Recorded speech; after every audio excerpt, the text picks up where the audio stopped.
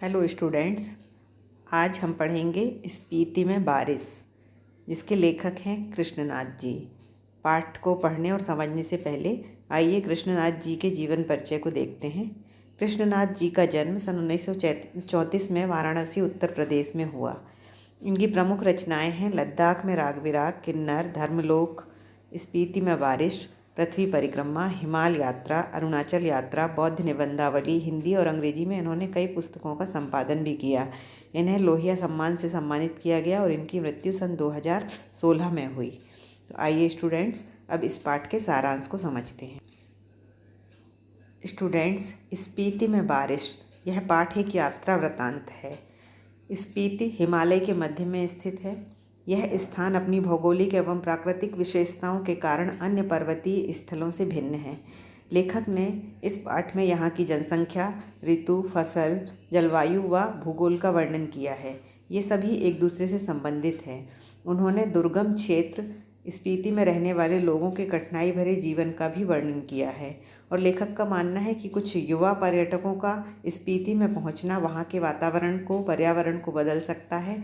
ठंडे रेगिस्तान जैसे स्पीति के लिए युवा पर्यटकों का आना वहां बूंदों भरा एक सुखद संयोग बन सकता है। लेखक बताते हैं कि हिमाचल प्रदेश के लाहौल स्पीति जिले की तहसील स्पीति है। ऊंचे दर्रों व कठिन रास्तों के कारण इतिहास में इसका नाम कम ही रहा है। और आगे लेखक बताते हैं कि यह क्षेत्र प्रायः स्वायत्त रहा है, चाहे कोई भी राजा रहा हो। इसका कारण यहाँ का भूगोल है। भूगोल ही इसकी रक्षा करता है तथा भूगोल ही इसका संहार करता है। लेखक के अनुसार पहले राजा का हरकारा आता था तो उनके आने तक अल्प वसंत बीत जाता था। और साथ ही लेखक बताते हैं कि जोरावर सिंह के हमले के समय स्पीति के लोग घर छोड़कर भाग गए थे। उसने यहाँ के घरों और विहारों को खूब लूटा। स्पीति में जनसंख्या लाहौल से भी कम है। 1901 में यहाँ 3231 लोग थे, अब यहाँ 34,000 लोग हैं। लाहौल स्पीति का क्षेत्रफल 12,210 वर्ग किलोमीटर है। यहाँ जनसंख्या प्रति वर्ग मील बहुत कम है। भारत को यहाँ का प्रशासन ब्रिटिश राज से मिला। अंग्रेज़ों ने 1846 ईस्वी में कश्मीर के राजा गुलाब सिंह से यहाँ का प्रशासन लिया था ताकि वे पश्चिमी तिब्बत के ऊन वाले क्षेत्र में जा सकें। लद्दाख मंडल के समय यहाँ का शासन स्थानीय राजा के द्वारा चलाया जाता था, जिसे कि नोनो कहा जाता था। अंग्रेजी काल में कुल्लू के असिस्टेंट कमिश्नर के समर्थन से नोनो काम करता था और स्थानीय लोग इसे अपना राजा मानते थे। 1873 ईस्वी में स्पीति रेगुलेशन में लाहौल व स्पीति को विशेष दर्जा दिया गया। यहाँ पर अन्य कानून लागू नहीं होते।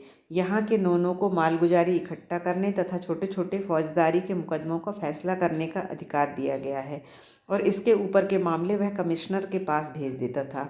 1960 में इस क्षेत्र को पंजाब राज्य में तथा 1966 में हिमाचल प्रदेश बनने के बाद राज्य के उत्तरी छोर का जिला बनाया गया। स्पीति 31.42 और 32.59 अक्षांश उत्तर और 77.26 और 78.42 पूर्व देशांतर के बीच स्थित है। यहाँ चारों तरफ पहाड़ हैं। इसकी मुख्य घाटी स्पीति नदी की घाटी है। स्पीति नदी तिब्बत की तरफ से आती है तथा किन्नौर जिले से बहती हुई सतलुज में मिलती है। लेखक ने पारा नदी पिन की घाटी के बारे में भी मान भाई से सुना है। यह क्षेत्र अत्यंत बीहड़ और वीरान है। यहाँ लोग कैसे रहते हैं, स्पीति के बारे में बताने पर यह सवाल लोग लेखक से पूछते हैं। ये क्षेत्र 8-9 महीने शेष दुनिया से कटे हुए हैं। वे एक फसल उगाते हैं तथा लकड़ी व रोजगार भी नहीं है, फिर भी लोग यहाँ रह रहे हैं क्योंकि वे यहाँ रहते आए हैं। यह चीज़ तर्क से परे है। स्पीति के पहाड़ लाहौल से अधिक ऊंचे, भव्य व नंगे हैं। इनके सिरों पर स्पीति के नर नारियों का आर्तनाद जमा हुआ है। यहाँ हिम का आर्तनाद है, ठिठुरन है और व्यथा है। स्पीति मध्य हिमालय की घाटी है। यह हिमालय का तलवा है। लाहौल समुद्र की तह से 10,535 फीट ऊंचा है और स्पीति 12,986 फीट ऊंचा है। स्पीति घाटी को घेरने वाली पर्वत श्रेणियों की ऊंचाई 16,221 से 16,500 फीट है। दो चोटियां 21,000 फीट से भी ऊंची हैं। इन्हें 12 श्रेणियां कहते हैं। दक्षिण की पर्वत श्रेणियों को माने श्रेणियां कहते हैं। लेखक मानते हैं कि शायद बौद्धों के माने मंत्रों के नाम पर इनका नामकरण किया गया हो। बौद्धों का बीज मंत्र है ओम मणि पद्मे हुम। इसे संक्षेप में माने कहते हैं। स्पीति के पार बाह्य हिमालय दिखता है। इसकी एक चोटी 23,064 फीट ऊंची बताई जाती है। लेखक चोटियों से होड़ लगाने के पक्ष में नहीं है। इन ऊंचाइयों से होड़ लगाना मृत्यु है। कभी कभी उनका मान मर्यादा करना मर्द और औरत की शान है। लेखक चाहते हैं कि देश दुनिया के मैदानों व पहाड़ों से युवक युवतियां आकर अपने अहंकार को गलाकर फिर चोटियों के अहंकार को चूर करें। माने की चोटियां बूढ़े लामाओं के जाप से उदास हो गई हैं। लेखक का मानना है कि अगर युवक युवतियां यहाँ आएंगे, यहाँ आकर किलोल करेंगे तो यहाँ पर आनंद का प्रसार होगा। स्पीति में 2 ही ऋतुएं होती हैं, जून से सितंबर तक अल्पकालिक वसंत ऋतु तथा शेष वर्ष शीत ऋतु होती है। बसंत में जुलाई में औसत तापमान 15 डिग्री सेंटीग्रेड तथा शीत में जनवरी में औसत तापमान 8 डिग्री सेंटीग्रेड होता है। वसंत में दिन गर्म तथा रात ठंडी होती है। शीत ऋतु की ठंड की कल्पना ही की जा सकती है। यहाँ वसंत का समय लाहुल से कम होता है। इस ऋतु में यहाँ फूल हरियाली आदि नहीं आते। दिसंबर से मई तक बर्फ रहती है। नदी नाले जम जाते हैं। तेज हवाएं मुंह, हाथ व अन्य खुले अंगों पर शूल की तरह चुभती हैं। यहाँ मानसून की पहुँच नहीं है। यहाँ बरखा बहार नहीं है। कालिदास को अपने ऋतु संहार ग्रंथ में से वर्षा ऋतु का वर्णन हटाना होगा। उसका वर्षा ऋतु का वर्णन लाहुल और स्पीति के लोगों की समझ में नहीं आ सकता, क्योंकि वे नहीं जानते कि बरसात में नदियाँ बहती हैं, बादल बरसते हैं और मस्त हाथी चिंगाड़ते हैं, जंगलों में हरियाली छा जाती है और वियोगिनी स्त्रियाँ तड़पती हैं। यहाँ के लोगों ने कभी पर्याप्त वर्षा नहीं देखी है। धरती सूखी, ठंडी व बंध्या रहती है।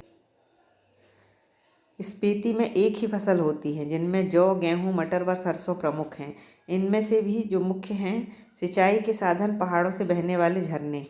स्पीति नदी का पानी काम में नहीं आता। स्पीति की भूमि पर खेती की जा सकती है, पर वहाँ पर बशर्ते पानी पहुँचाया जाए। यहाँ फल पेड़ आदि नहीं होते। भूगोल के कारण स्पीति नंगी व वीरान है। वर्षा यहाँ एक सुखद घटना है। लेखक एक घटना का वर्णन करते हुए कहते हैं कि वह काजा के डाक बंगले में सो रहे थे। आधी रात के समय उन्हें लगा कि कोई खिड़की खड़का रहा है और उन्होंने खिड़की खोली तो हवा का तेज झोंका मुंह व हाथ को छीलने सा लगा।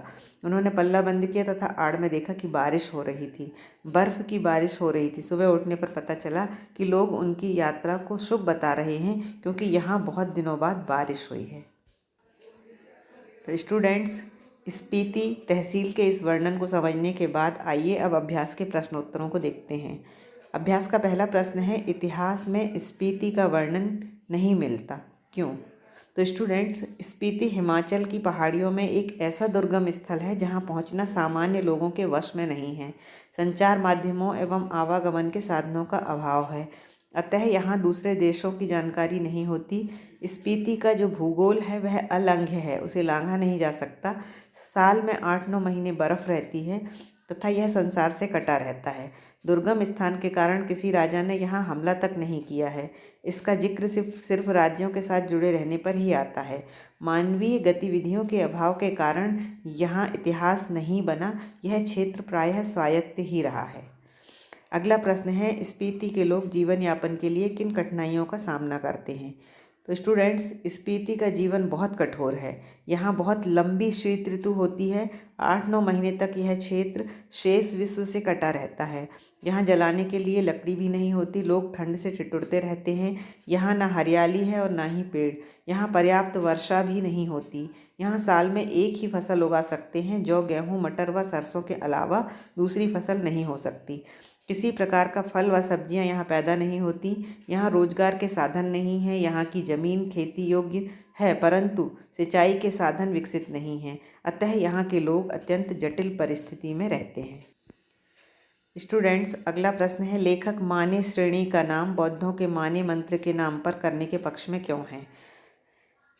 माने श्रेणी के विषय में लेखक स्वयं प्रश्न करता है कि इसका क्या अर्थ है, और वह फिर स्वयं ही अनुमान लगाता है कि कहीं यह बौद्धों के माने मंत्र के नाम पर तो नहीं है। ओम मणि पद्मे हुम इनका बीज मंत्र है। लेखक इसे बौद्धों का बीज मंत्र मान और संक्षेप में माने कहकर पाठकों के समक्ष यह तथ्य रखता है कि इस श्रेणी में माने मंत्रों का जाप बहुत अधिक हुआ है, और उसे ध्यान में रखते हुए शायद इस श्रेणी का नाम भी माने रखा जा सकता है। अगला प्रश्न है, ये माने की चोटियाँ बूढ़े लामाओं के जाप से उदास हो गई हैं। इस पंक्ति के माध्यम से लेखक ने युवा वर्ग से क्या आग्रह किया है?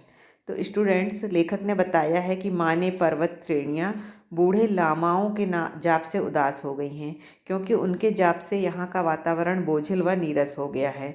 यहाँ पर बूढ़े लामाओं ने बहुत समय तक अपने मंत्रों का जाप किया है। लेखक पहाड़ों व मैदानों से युवक युवतियों को बुलाना चाहते हैं ताकि वे यहाँ आकर क्रीड़ा कौतुक करें, प्रेम के खेल खेलें, जिससे यहाँ के वातावरण में ताजगी व उत्साह का संचार हो और चोटियों पर चढ़ने से जीवन अंगड़ाई लेने लगेगा और युवाओं के अट्टहास से चोटियों पर जमा आर्तनाद पिघलेगा। अर्थात अगर यहाँ युवा लोग आने लगेंगे तो जो यह संसार से दूर स्थल है इसका भी प्रचार प्रसार होगा और यह भी विश्व के अनेक अन्य स्थानों से जुड़ेगा। अभ्यास का अगला प्रश्न है, वर्षा यहाँ एक घटना है, एक सुखद संयोग है। लेखक ने ऐसा क्यों कहा है? तो स्टूडेंट, स्पीति में वर्षा नहीं होती है। वहाँ के लोग वर्षा की आनंददायक स्थितियों से अनभिज्ञ हैं। यहाँ वर्षा ऋतु मन की साथ पूरी नहीं करती। यहाँ की धरती सूखी, ठंडी और बंध्या रहती है। स्पीति में साल में केवल एक फसल होती है। सिंचाई का साधन है केवल पहाड़ों से आ रहे नाले। उपजाऊ और खेती के योग्य धरती का तो यहाँ अभाव नहीं है, परंतु वर्षा नहीं होती है और सिंचाई के साधन नहीं हैं। तो इसलिए वर्षा यहाँ के लोगों के लिए एक घटना है और लेखक ने इसे एक सुखद संयोग इसलिए माना कि जब वे स्पीति की यात्रा करने गए तो इस यात्रा के दौरान वहाँ की वर्षा देखने का सौभाग्य भी लेखक को मिला और वहाँ के स्थानीय लोगों ने इस कारण से लेखक की यात्रा को शुभ भी कहा था। अगला प्रश्न है, स्पीति अन्य पर्वतीय स्थलों से किस प्रकार भिन्न है? तो स्टूडेंट्स, स्पीति अन्य पर्वतीय स्थलों से बहुत भिन्न है। जैसे स्पीति के पहाड़ों की ऊंचाई 13,000 से 21,000 फीट तक की है और ये अत्यंत दुर्गम है। यहाँ के दर्रे बहुत ऊंचे व दुर्गम हैं। यहाँ साल में 8-9 महीने बर्फ़ जमी रहती है तथा रास्ते बंद हो जाते हैं। यहाँ वर्षा नहीं होती तथा पेड़ व हरियाली का नामो निशान नहीं है। यहाँ फल नहीं होते। यहाँ सिर्फ 2 ऋतुएँ होती हैं, वसंत व शीत ऋतु। यहाँ परिवहन व संचार का कोई साधन नहीं है। यहाँ आबादी बेहद कम है। यहाँ प्रति किलोमीटर 4 व्यक्ति ही रहते हैं। यहाँ पर्यटक नहीं आते, अतः यहाँ का वातावरण उदास सा रहता है। तो स्टूडेंट्स, आशा है कि आपको यह पाठ समझ में आया होगा।